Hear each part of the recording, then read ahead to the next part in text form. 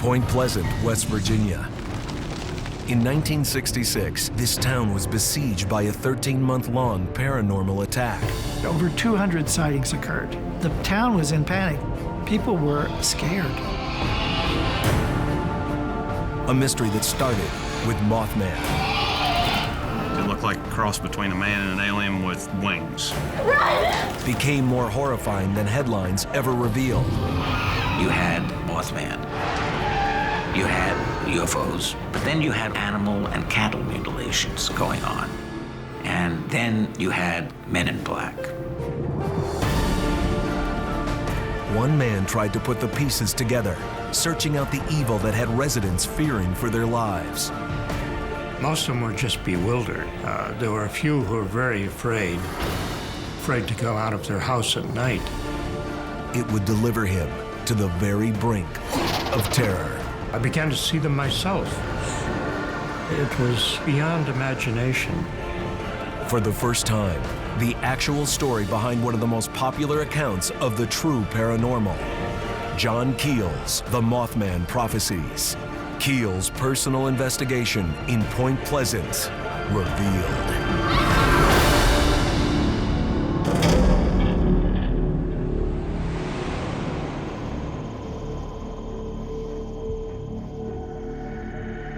I suppose if there was a place where the monster could exist, the TNT area would be a perfect place for it. It's a maze of abandoned buildings. TNT area back in that age was just a party place for kids. They could do bonfires back then, and it was just a dark, desolate area away from the city. Cool. You want a jacket? Two young couples who were hanging out in a lover's lane of sorts. One of the four people suddenly saw what looked like two big red bulbous eyes that had a penetrating kind of quality to them. Let's go! It was some kind of creature, an immense bird, 7 feet tall. That was the first sighting of what would be called Mothman.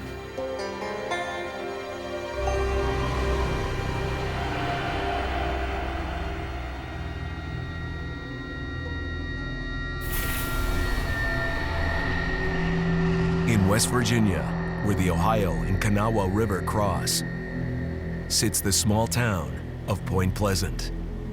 I believe that there is something very odd about this area, about this place.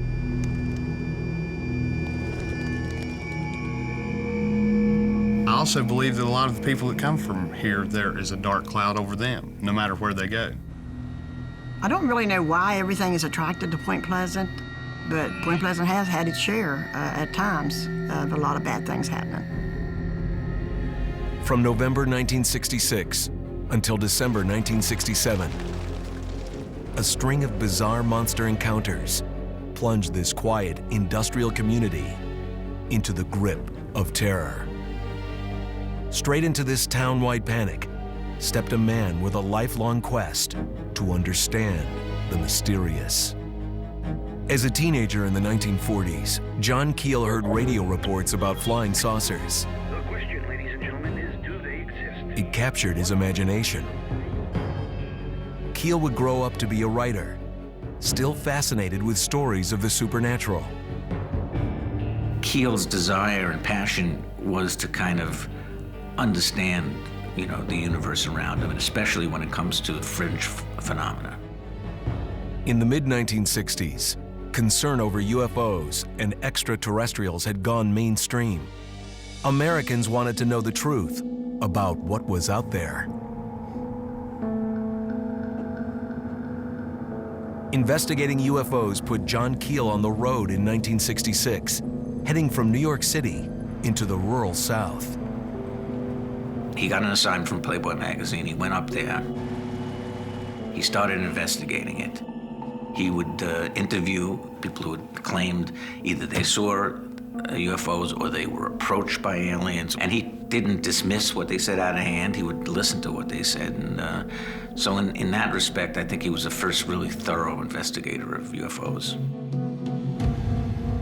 The search led Keel to the Ohio Valley, just as the story broke about a strange creature seen in Point Pleasant. Do you know anything about these attacks? Yeah, said these people got chased down by a giant black bat or something. Really? Chasing them? Yeah, over by Point Pleasant. Keel made a beeline to Point Pleasant. Its gateway, the bright aluminum viaduct locals called the Silver Bridge. Point Pleasant would prove to be John Keel's greatest challenge. He said, I come in for 48 hours. And he said, I got a job that's been a decade. And he did.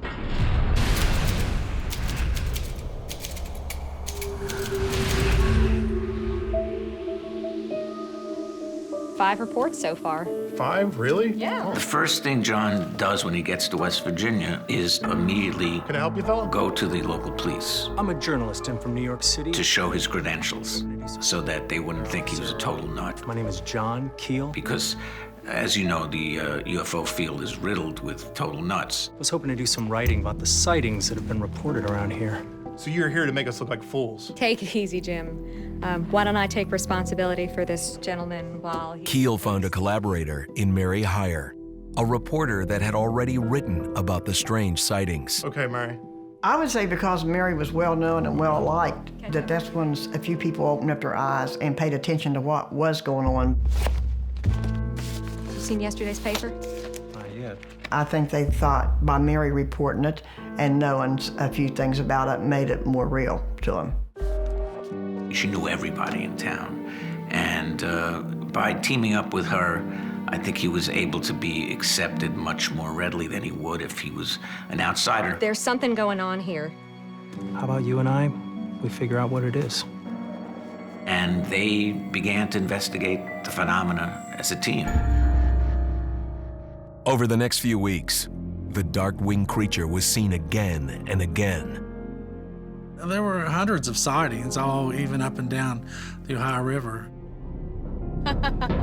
You had long hair when I met you. Andy Colvin, born and raised in Point Pleasant, was 7 years old at the time of the sightings. I was going with my parents, and we always took one route to the bowling alley. We would drive up the north side of the Kanawha River.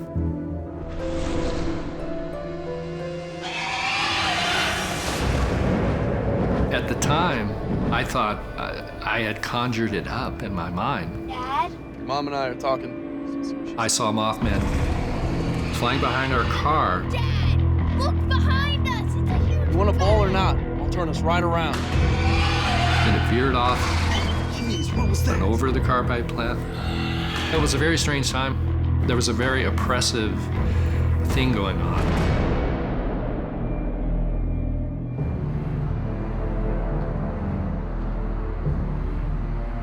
With the town awash in rumor, John Keel and reporter Mary Hyre put the word out, asking witnesses to come forward. And then all of a sudden, it went right over the top. It wasn't just one or two people, and it was every demographic. It was parents, it was teenagers, it was little kids. Black shape coming to the horizon. When the Mothman sighting started, and all of a sudden within the space of 2 months, 200 individuals in town say they've seen it, you're going to get a community-wide panic. And that's what happened. They're scared. There was something about these witnesses that couldn't easily be dismissed. Everybody thinks of hillbillies when they think of West Virginia. They were not hillbillies. They were not the kind of people that would make these things up. There must be 100 accounts here. We can add one more to that. Who? My niece.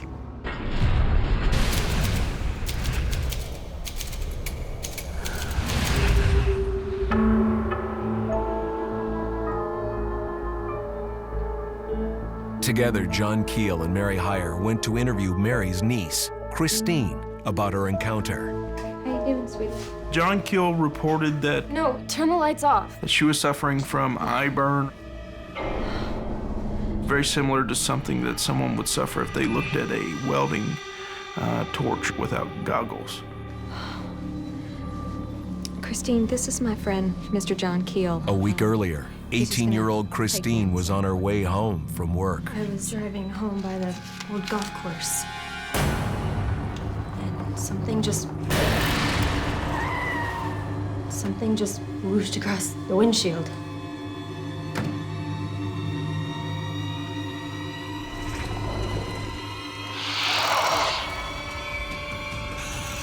Her heart was racing fast, and she thought, is that thing going to come towards me? Am I going to be able to get out of here?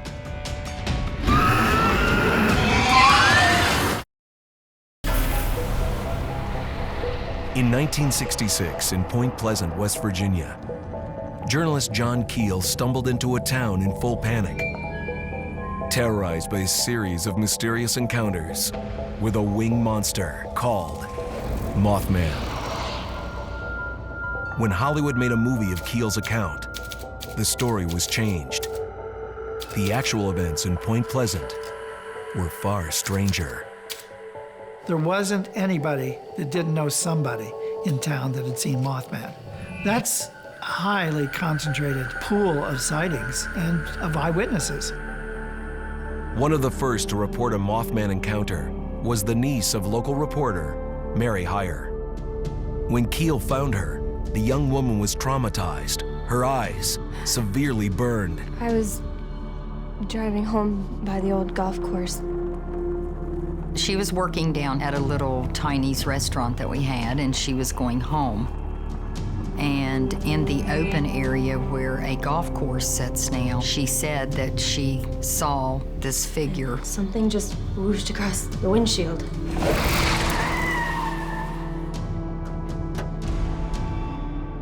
Startled, she tried to regain her composure.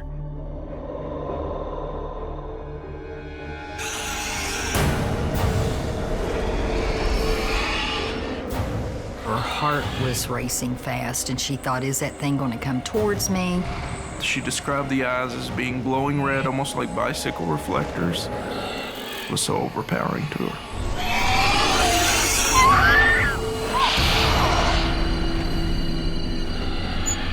She drove away at that point in a pretty frantic state. John Keel reported that she was suffering from eye burn, so it really traumatized her. Whatever she saw scared her to the point that she is an adult with children and grandchildren and great-grandchildren, and she still to this day will not talk about it. The attacks were clustered around an area at the edge of Point Pleasant, abandoned bunkers that once housed TNT explosives produced during World War II. Well, the TNT area originally was a top secret facility for making explosives. You could not go into that area at all, but then they let it become overgrown and the buildings were abandoned. If he was ever going to figure out what was tormenting Point Pleasant, Keel would have to challenge the creature on its own turf.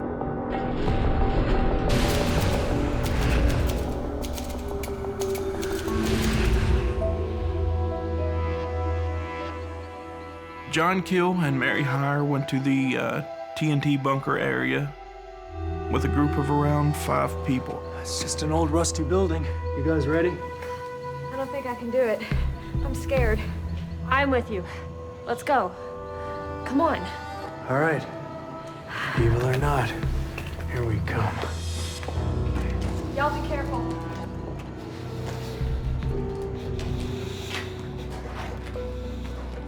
Inside of the plant, John Keel looked around. All they had was his flashlight. It was around 9 p.m. at night. What is that? He wanted to try to experience whatever this was. John Keel actually climbed the catwalks and walked around and saw nothing.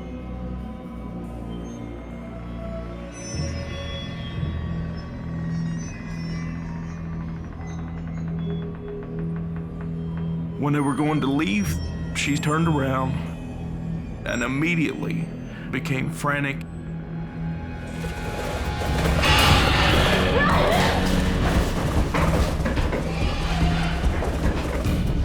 She saw the glowing red eyes in the back of the factory. She was a wreck at that point. What happened? I'm going back in. What? The group was at a panic state, and they were trying to encourage John to leave. If something is in there, I'm gonna find it. John! John went back in to investigate by himself just to see if he could see anything that would reflect red from his flashlight. He has to see things for himself. As soon as he hit the space again, an immediate feeling of fear overcome him. That's one thing he could not explain.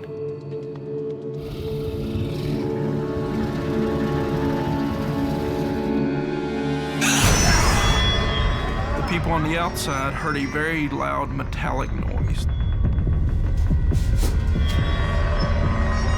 They saw a humanoid figure.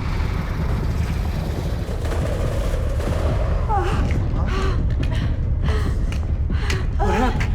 I thought I saw something. Was that you? No, I've been inside the whole time. What did you see? Guys, my ear is bleeding. After she had heard the sound, one of the lady's ears started to bleed. He said that what probably caused the ears bleeding was almost like a change in pressure, so that was kind of mysterious to him. Let's go. Go. In the days to follow, that first trickle of blood would turn into a stream of baffling, blood-spattered events. There'd be lights in the backyard. The dogs from the house would go out to meet the lights, barking crazy. And then the next day they may find the dog with a slit in his throat and all the blood drained out of it. Yeah, I thought I'd seen everything until I saw this. In 1967, while investigating UFOs, pioneering paranormal researcher John Keel stumbled into something much stranger. Residents in Point Pleasant, West Virginia, were besieged by a mysterious winged creature known as Mothman. The terrifying encounters took an even stranger turn when dead dogs turned up drained of blood. Was Mothman on a blood hunt, or was the culprit something otherworldly? One night near Point Pleasant, two Red Cross workers driving a bloodmobile were headed south on Route 2. Their van loaded with fresh blood.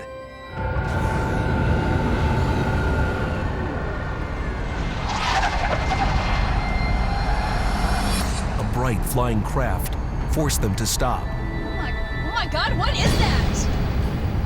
As it hovered, mechanical pinchers started lowering towards them.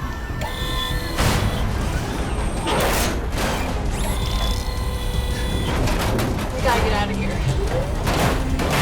The UFO might have carried them off, but when headlights from approaching traffic appeared, they were saved.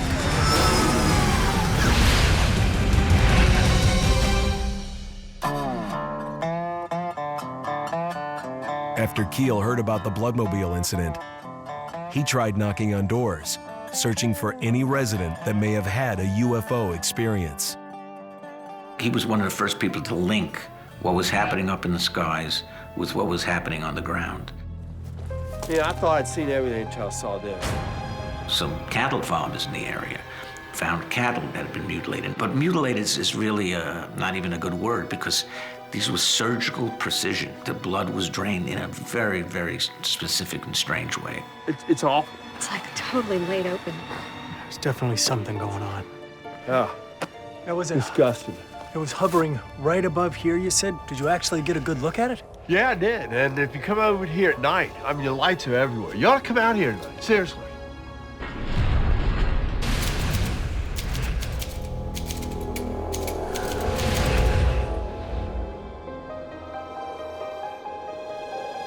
By spring 1967, Keel was certain something phenomenal was building in Point Pleasant. For several nights near the farm at 5 Mile Creek, Keel and Mary Hyre staked out a hilltop, hoping to communicate with the intelligence behind the UFO encounters. John would carry with him a huge flashlight, and he decided he was going to try to start signaling to the crafts up there. On April 1st, 1967, I see it. You see that? I do. they made contact. What are you doing? I'm gonna try to communicate with them using Morse code. What are you saying? I'm telling him to descend. John described the UFOs almost as if it was alive, almost if it was some type of creature itself. It was very intelligent in its behavior. Did you see that? He responded. If you flashed a flashlight at them, they'd respond, they'd flash back. I saw a lot of these lights. In fact, I saw so many of them, I lost count. I mean, has it been like that? No, but see, like right there? Look, look, look. It's almost like nothing. It almost looks like it's red now. Night after night, residents from across the valley came to the hilltop, hoping to see a UFO.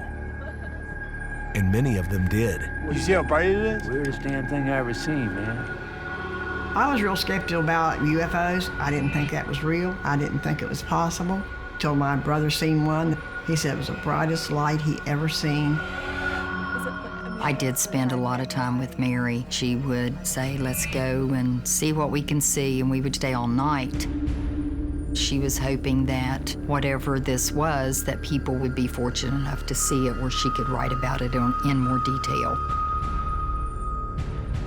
No, but see, like right there? Look, look, look. It's like bigger. These inexplicable lights in the sky also drew a few unwelcome visitors to the West Virginia town.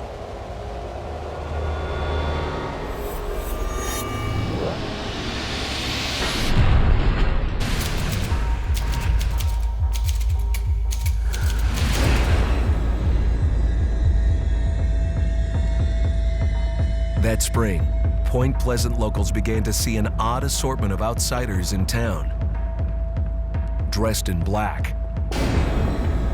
They would stand up against the wall on Main Street and just stare. I seen them myself. We thought they were government. I think most of us did. At that time, I thought, you know, they're government and they're put here to watch people. And I couldn't figure out what was they watching. Some say the so-called men in black are government agents. Others insist they aren't really human. I just thought they were going to pick somebody and then interview them or talk to them, ask them questions. One they seemed to have picked was local reporter Mary Hyre. Mary Hyre was working late in her office one evening. A man came in that was acting very strange. Small men, very odd built with glasses. What can I help you with? Very creepy acting. Listen, Mary, what would you do if someone told you to stop writing about those UFOs? I tell him to go to hell. Stay away from John Keel. He's a fraud. The man tried to discredit John, that he was a liar or he wasn't what he seemed to be or what he told her he was. Get out of my office! She was a little scared to be in the office by herself after that. She kept the office locked. They intimidated her, but they didn't. Mary did not stop reporting. She kept going for the simple fact that she knew that something was going on and she was going to get to the bottom of it. Failing to intimidate Mary, the men in black paid a terrifying visit to her niece, Christine. You had these MIBs who were coming around and, you know, right away it escalated to this is not going to be a kind of pleasant experience anymore. I said that ain't nowhere near here. You need to let go of me. Let go of me.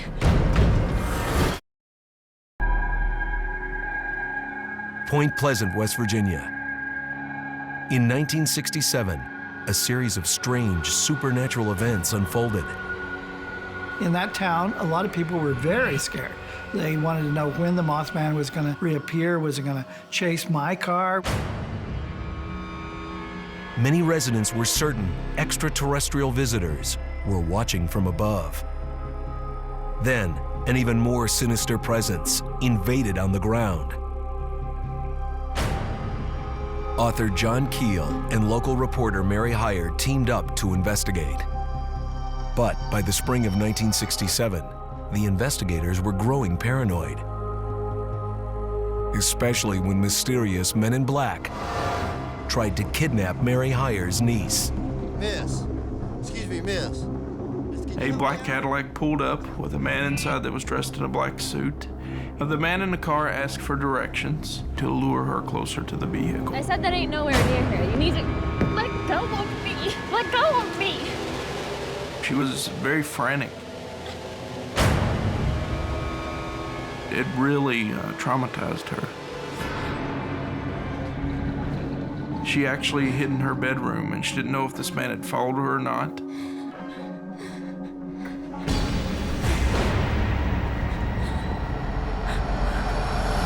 There was a note that was slid under the door. Was the note a warning directed at John Keel and Mary Hyre's investigation? She was Mary Hyre's niece. That could have been used as a way to persuade Mary not to look into the case any further.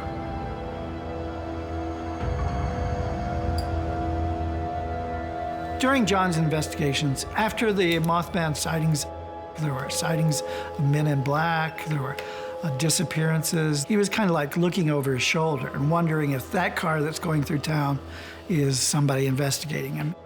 He was a little paranoid. In the summer of 1967, John Keel returned to New York, yet the mysteries of Point Pleasant continued to haunt him. It really took a turn when John began getting messages from various entities that claimed that they could foresee the future and they wanted to warn him.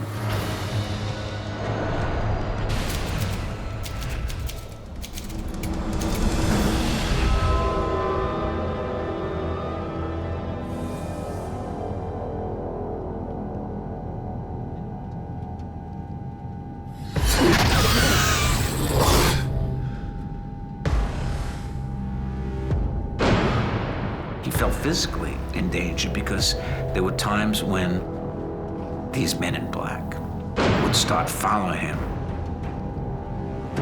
Having a pleasant evening?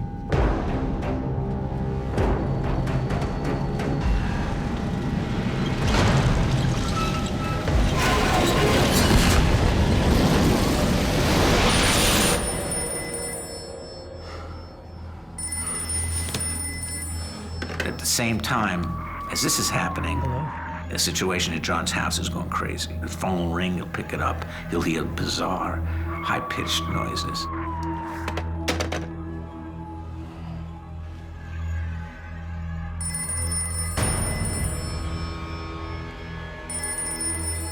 So John became convinced that his phone was being tapped. He actually was able to convince New York Telephone Company Who is this? to let him go to the main station and trace his line. Do you hear me? Stop it!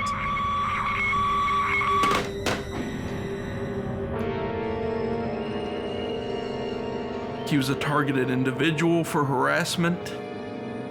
It was almost like they were trying to rob him of his sanity or sleep or something to discredit him as an investigator. He seemed to think that somehow this phenomena was keeping tabs on him and may even put his life in jeopardy. So he really, I don't think he was being paranoid. I think he was just really frightened. For John Keel, the dots were becoming aligned. All the signs pointing to deadly trouble ahead. Mary and John got a feeling something awful was going to happen. Was it going to be an electrical disruption? Was it going to be a factory exploding? Was it going to be the death of somebody? They really didn't know.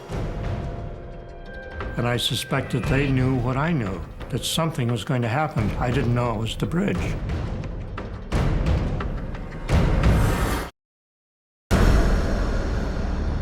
In 1967, journalist John Keel had spent nearly a year traveling to Point Pleasant, West Virginia. An entire town wrapped up in a real-life nightmare. Animal mutilations, UFO sightings, mysterious men in black, and strangest of all, a menacing monster known as Mothman. Paranormal panic occurred within the town. You would have people seeing things inside of their bedrooms and then the figure would vanish. You would have people hearing things. It just seems like that it continued to get weirder and weirder and weirder. As John Keel would write, all the eyewitness testimony was boggling my much boggled mind. Worse still, John felt certain it was leading to some dire conclusion.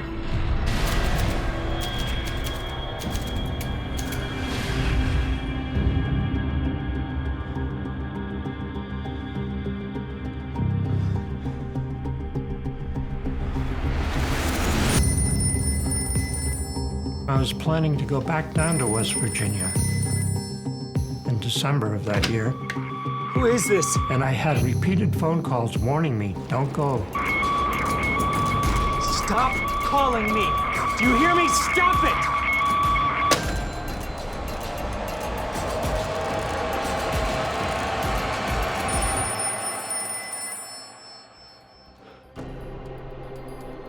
In West Virginia, Keel's investigative partner, Mary Hyre, was receiving her own prophetic warnings.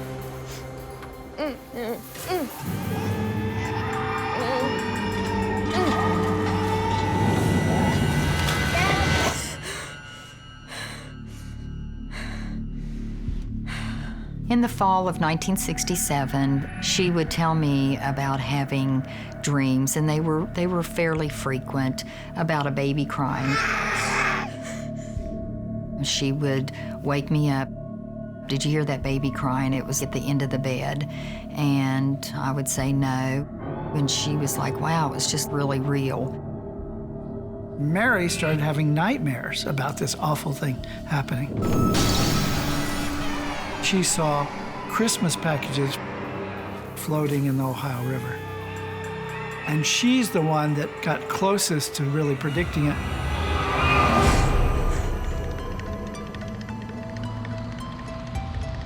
On December 15th, 1967, John Keel was still in New York City. He believed the danger had shifted from Point Pleasant to Washington, D.C. I can't believe you're serious about this. Nothing's gonna happen. Listen, I know how this looks, Joe, but please, keep the flashlights ready. John had actually gotten a tip from a man in black that when the White House Christmas tree was lit, that there would be a blackout on the East Coast. So he was home and he was watching for that. Here comes the president. God help us.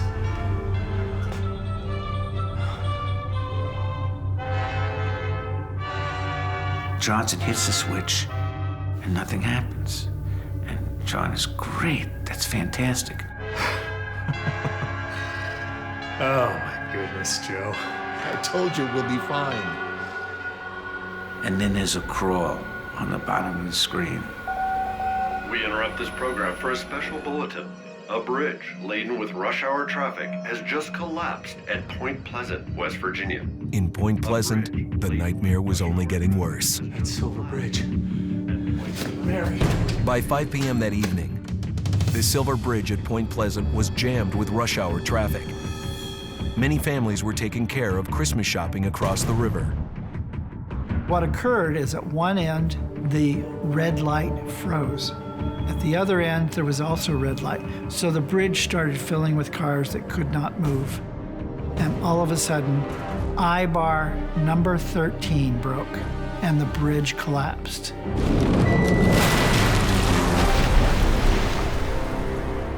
There was a huge boom. Lights flickered, the TV went off. And a lot of people said they thought one of the power plants had exploded. The bridge fell.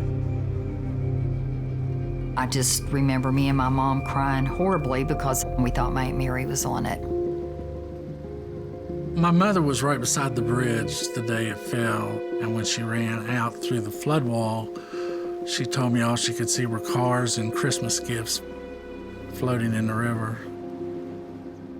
Mary had a dream a week before this of Christmas gifts bobbing in the water. And that's exactly what happened. 46 people perished in the icy waters beneath the ruins of the Silver Bridge, the worst bridge collapse in U.S. history.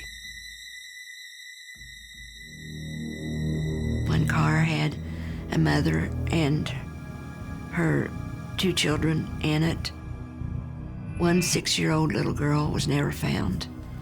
The body was never retrieved.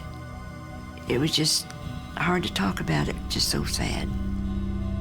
Engineers blamed the bridge collapse on the failure of a single eye-bar in a suspension chain. Others suspected the cause may have been supernatural. People thought that they had seen the Mothman go over the bridge before it collapsed. This is what the warnings were about. A lot of people say the Mothman was here to warn us about the bridge. John felt just horrified, and I think in some respects maybe even blamed himself that he couldn't have anticipated that.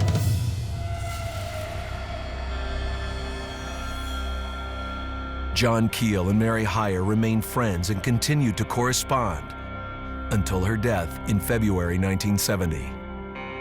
13 months to the exact day after that incident, Mary Hyre died of a mysterious illness. I think the timing is interesting. 13 months after the sighting, eye-bar 13 breaking. 13 months later, Mary Hyre definitely dies.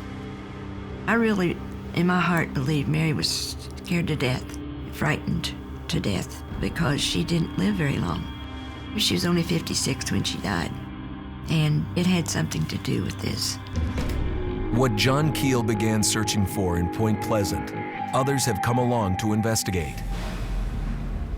Now, one man has proof. Mothman never went away. It was a black silhouette, very thin. It just started coming right for me.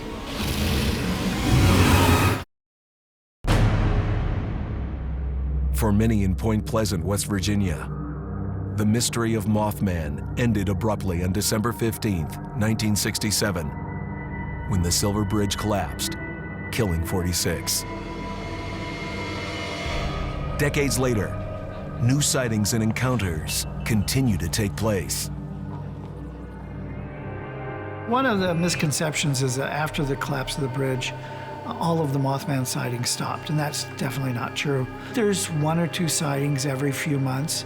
People are still seeing something there.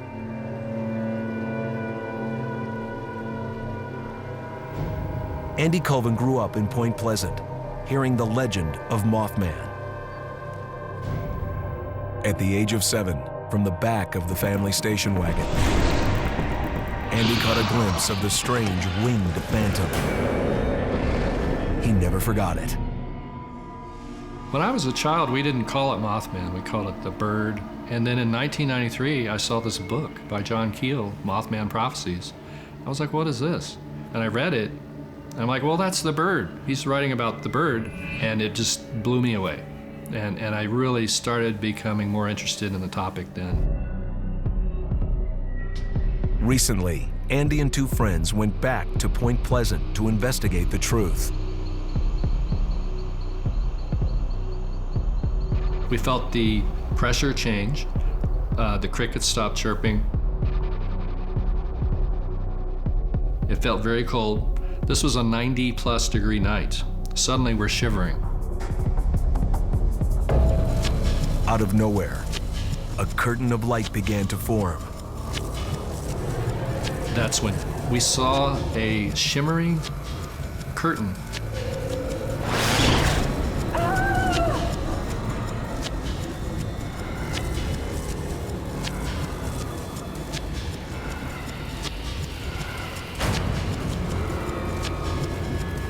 It's coming to you. You feel like you're being drawn to it by a vacuum.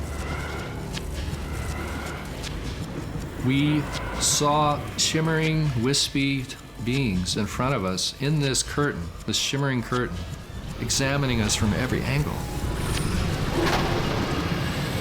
Then, from the light, came a monstrous shape. It seemed like it was growing wings. It was this black silhouette, the same one I had seen years before.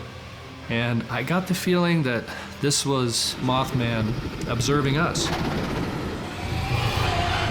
I suggested that we not try to think anything. Don't think negative thoughts, don't be afraid. Try not to be afraid, clear your mind. Maybe this thing reacts to what you're thinking. Maybe if you don't fear it, it won't fear you, and it may not harm you. Andy Colvin saw only one way out, through the veil. And I decided I could take that chance and walk into it because I really felt like this is probably the only chance I'm gonna get in my life to do this. In the back of my mind, I'm wondering, is this how people disappear? It's the scariest thing that's ever happened to me. Absolute fear. It's almost bringing tears to my eyes because it was that scary.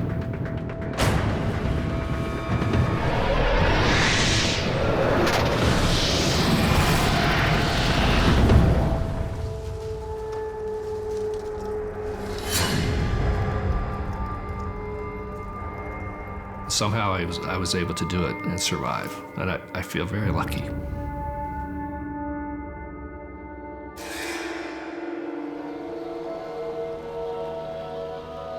I think the best explanation for Mothman, just as a working premise, is that he may be a thunderbird in the Native American tradition. In those traditions, people that see the Mothman, they are considered to be blessed. It could be that we're looking at a force here that's so close to the source of reality that it doesn't, that the ideas about good and evil don't really fit it. There's many theories about what the Mothman actually was. Was he some type of ancient being? Some type of creature from another planet? Or something that's ancient that we may not understand that may exist in another dimension? For the rest of his life, John Keel struggled to make sense of the 13 months he spent in Point Pleasant. His research would turn into a best-selling account of the events, one of the single most popular books ever to explore the unexplained.